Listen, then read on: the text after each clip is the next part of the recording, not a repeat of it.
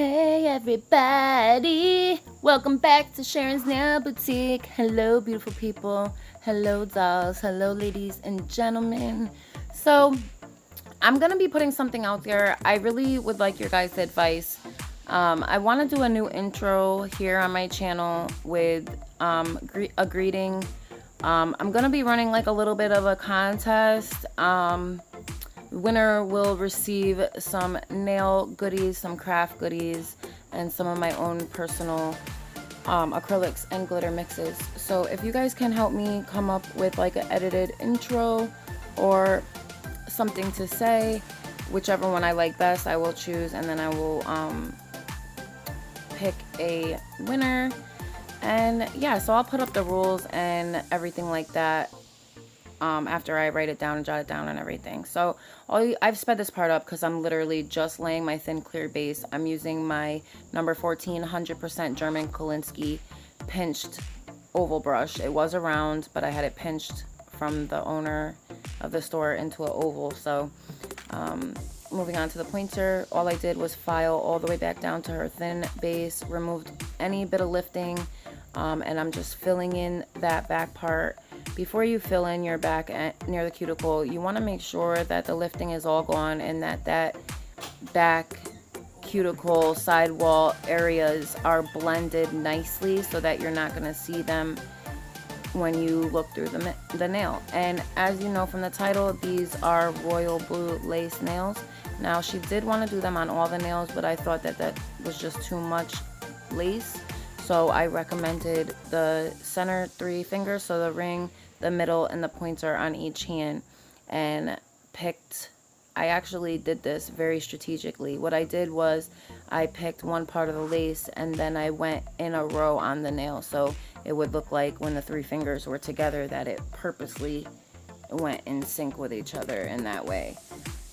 So I'm just making sure that I'm cutting around those edges properly, that I'm not leaving any huge gaps or spaces on the nail, because I really want these nails to be full lace, and that's what we did. And yeah, they were full lace. They looked really, really good encapsulated.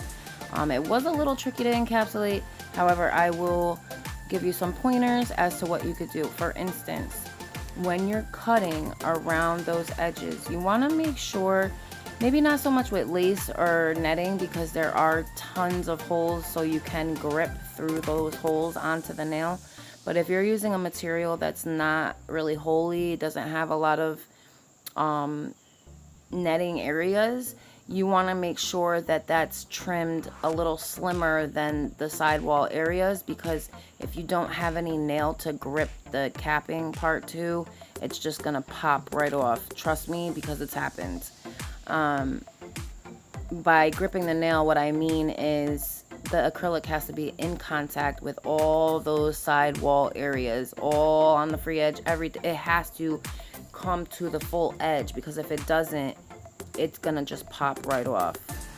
If any of you have ever encapsulated material, you probably know what I'm talking about. When you look at the sidewalls, if there's like gaps and holes in the acrylic on the side there, that will cause it to just pop right off. That's why it's so important too to burp your brush so you don't get air bubbles, because those air bubbles can literally cause lifting because the acrylic is not in contact with the nail.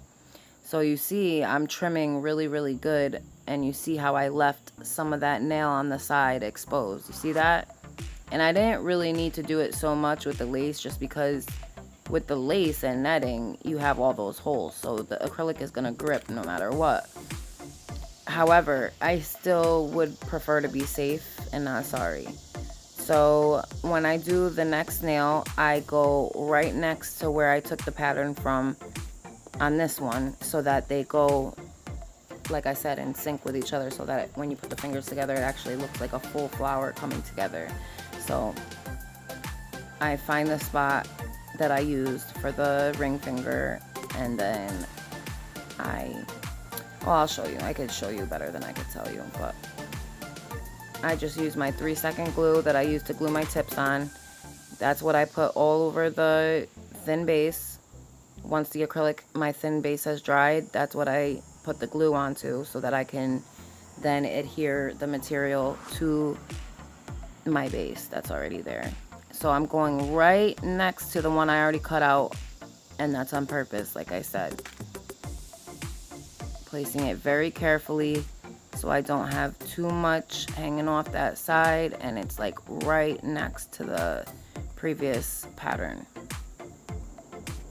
So I just hold it wrapped around that bottom part until it fully glues itself and is ready to be cut.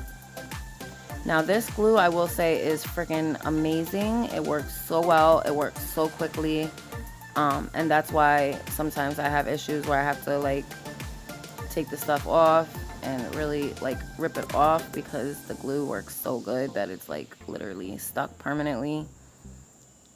That's why I try to make sure when I'm gluing my tips that I'm going, before I even put the tip down with the glue, I'm making sure that I'm holding it straight and that I'm holding the hand at an angle where I, so like you literally, I'm just making sure that I trim those edges really, you know, as close to the previous pattern as you can get it. I'm just, that's all I'm doing there. I'm just making sure some of that glue works. Netting like there, because like I said, the glue works so freaking good. I just had to remove it literally from the skin there so I could wedge my nail in between that, so I could just make sure that I get those patterns as close to each other. When it says it dries in 3 seconds, it like literally is like 2.5 that it goes together. And then I'll move on to the pointer and finish gluing down my lace.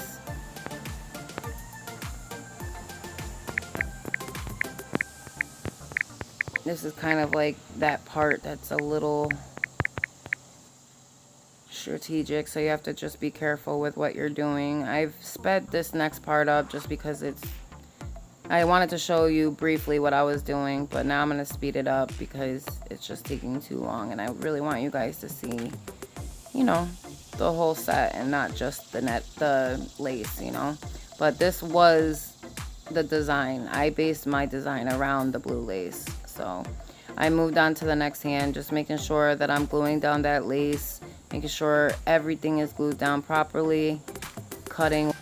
So I'm just finishing up trimming these. I'm moving on to the middle finger and just trying to kind of get through this quickly so that I can move on to the pinky and the thumbs and start my design over there, and then move straight on to encapsulating.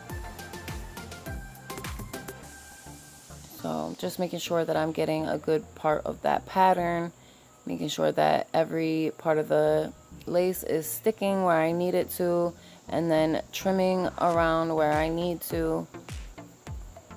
Keep it clean, keep it neat, always.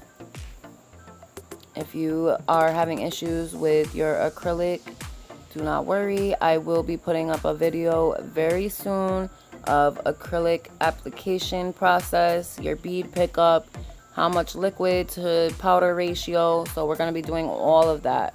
It's basically going to be a prep video, so I just have a couple more videos to edit and get up before I do that. So finishing off with the pointer, and then we'll be moving on to our pinky and thumb, and we're going to be using the royal blue holographic Chanel glitters, and we're using the royal blue and the silver holographic mylar shards and some royal blue holographic fine glitter, and I believe that's it, if I'm not mistaken. I think that's it, pretty sure. So I really didn't have any rhyme or reason to any of this. I just kind of designed as I went along. I knew that I was using the blue lace, but I didn't really know what I was going to do as far as a design went. So I picked up the fine, I want to say this is like a 015, maybe an 008 holographic royal blue glitter, and I went in at the cuticle and I just kind of like made it like a triangular swoop up in that corner. I just wanted something different. I wanted to make these glass tip, but I did want to have some glitter as well. So that's what I'm doing. I'm just kind of perfecting that corner swoop that I did. And then I'll be laying some of those Chanels and some of the... Oh, yes, I did use something else. I have these royal blue crushed shell as well on this set. So I actually have the crushed shell in like a couple different colors. green, royal blue, purple. I have some like pearlish white looking ones, like some baby blue. But I definitely do want to get more because I think that this is just a beautiful way to kind of step it up a little bit. It's not expensive. It's pretty cheap. A lot of these decoration things you could get on AliExpress, eBay, Wish, Banggood.com, BeautyBigBang.com, and they're not expensive at all. You could literally get tons and tons of decorations for nails and not have to spend an arm and a leg. Now, you want to spend your money where it's needed. Top coat, acrylic powders, liquid, gels, stuff like that, your Band-Aid, your primers, stuff like that. You want it to be good quality. So that's where you're spending your money. As far as decorations go, yeah, like Swarovskis and stuff, those cost, and the pixies and stuff. But you can get pixie crystals that look just like the Swarovski ones that are way cheaper. I actually get them from bornprettystore.com. I'll leave my 10% discount code in the description box below if you're interested in saving 10% on your order at bornprettystore.com.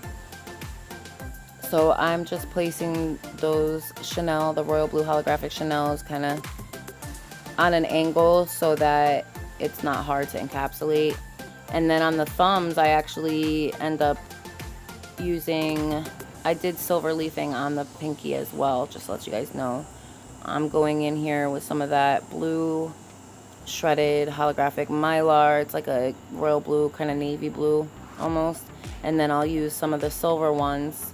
I'll use some of the silver leafing, and then I'll go in with the Chanels, and then we'll cap at the end.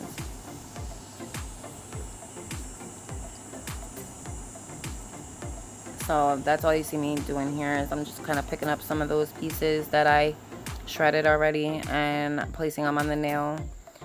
See, that's it right there. And then I go and move on to encapsulate the lace. So this is the part you want to pay attention to, because it shows how I go about placing my acrylic, how I spread it out, how I place it on the lace itself, and how I move it about the nail. You want to keep a close eye on that because it's not easy to encapsulate this stuff. It's really not. So you just want to make sure you're holding your brush properly. You want to make sure it's always being held on the right angles, that you're turning it when you're supposed to, you have it flat when you're supposed to, you know, all of that. So when I do my cuticle area, I hold my brush naturally at like a 45-degree angle so that it gets that natural flush, kind of come up a little bit and then back out. It does that naturally when you hold your brush the proper way.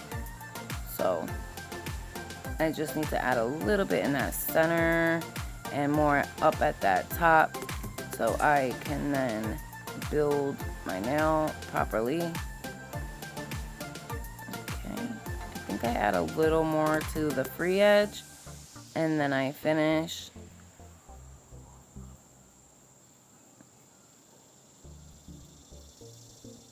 Right there, there's like a little dip, so I just filled that in. And just making sure that, you know, it's looking good. So add a little more at that stress point just to give it that apex that I need there. And then I will move on when I feel like it's done and built properly. Now to the pointer. So I start about midway. Just making sure I'm getting like all those air bubbles out. There's no air bubbles because that will not be very attractive on a lace nail. You don't want to be able to see like those air bubbles at all. So that's all I'm doing on this hand. I'm finished encapsulating and then I move on to the next hand and do like a different type of style on that pinky. But same type on the thumb as this thumb. So I'll leave you guys to it. I'll let you watch. Any questions, just feel free to pop them below. Any constructive criticism, definitely open to. Be nice, guys. Please, if you have nothing nice to say, please keep that negative energy to yourself. This is a channel of positivity. By all means, I don't mean constructive criticism. If you have constructive criticism, that is fine. You can leave that below. I'm talking about the people that all they do is just look for channels to hate on. That's the type of stuff that I'm not interested in hearing. So if you have advice or you have constructive criticism and you feel that I need to hear it, by all means, leave it below. If you don't like the video, let me know why. Let me know what I could change to make it better. If you do, don't forget to leave a thumbs up. Anybody that's new here, please hit that subscribe button and notification bell so you could be reminded every time I upload. You definitely don't want to miss out on upcoming videos. I have a lot of good ones coming up for you guys. I love you guys all so much. I really appreciate all my new subbies, everyone that's been here with me since the beginning, just all of you. You guys all mean a lot to me, and obviously without you guys, this channel would not even be worth it. So with that being said, I hope you guys all have the best blessed day. And remember, just try and do one good deed, at least one good deed a day. And remember to hashtag more love, less hate, and hashtag Celeste Nail Design. So until my next one, guys, I will see you in the next one. And I hope you guys all have a great day. Bye now.